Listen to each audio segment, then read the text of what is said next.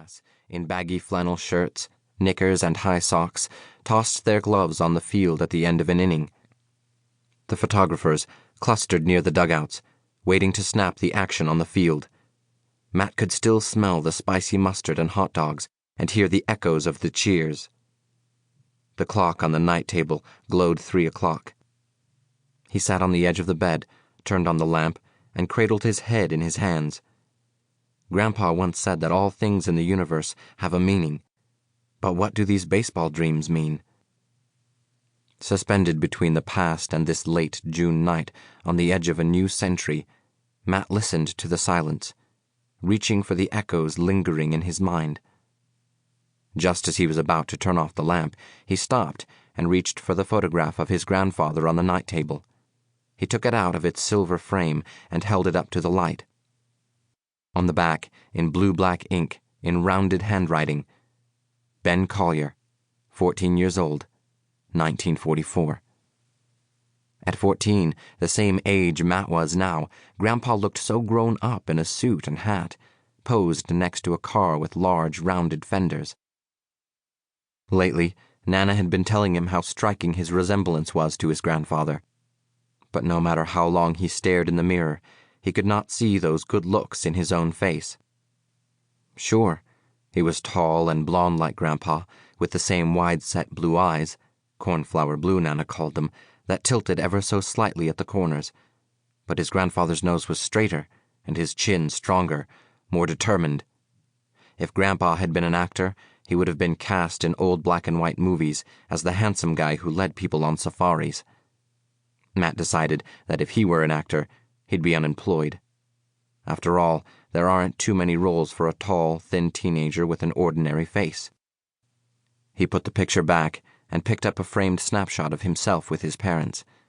He smoothed his fingers over the glass, the last picture of the three of them together. Dressed up for his grandmother's birthday party, they stood in a patch of sunlight in front of the row of lilac bushes in the backyard. Every spring, Mom had gathered armloads of the fragrant purple and white blossoms to put in vases around the house. Tears filled his eyes. Finally, he understood how right his grandfather was when he told him a picture could capture the essence of people and keep it alive long after they were taken from us. When Grandpa gave him his first camera at 9 and brought him into the basement darkroom, Matt was hooked. Mesmerized, he had soon become part of the alchemy of turning blank paper into images and feelings and memories. His grandfather had pretended to be a wizard, enlisting him as his apprentice, showing him how to turn the paper in the trays of chemicals. Matt had called them Grandpa's magic potions. He tilted the frame toward the light. Dad wasn't as tall or as blond as Grandpa, but he had the same intense blue eyes. Mom was laughing at Dad's corny jokes and waving at Grandpa, who had taken the picture. In the sunshine, her short hair was a bright copper penny. His stomach nodded as other memories shadowed that spring afternoon. The doorbell at midnight 2 years ago. Hushed voices at the front door. Someone from the airline had come to break the news about the plane crash. Then a year later, just as he was finally getting through a whole day without crying, his grandfather died after cancer raged through him like a forest fire. On a bitter January day, Matt clung to his grandmother at his grave.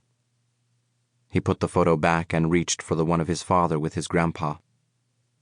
Dad at 7, small and skinny in shorts and checkered shirt, clutched a catcher's mitt against his chest. He leaned against Grandpa. Both wore New York Yankees caps, tilted back on their heads. In his rumpled khakis and sweatshirt, Grandpa looked so young, so alive. Matt grabbed his own Yankees hat from the dresser and tipped it back on his head. He switched off the light and lay down in bed. The breeze stirred the curtains, and the music of wind chimes on the porch below drifted in the darkness. He closed his eyes. Early the next morning, Matt threw on faded blue shorts and t-shirt, left a note for his grandmother on the kitchen table, and dashed out to go jogging with Meggie Stewart through Hawthorne Woods. Their friendship had begun during snack time on the story rug in kindergarten. He had refused to share his chocolate cookies with her, so she jumped on him and bit his nose.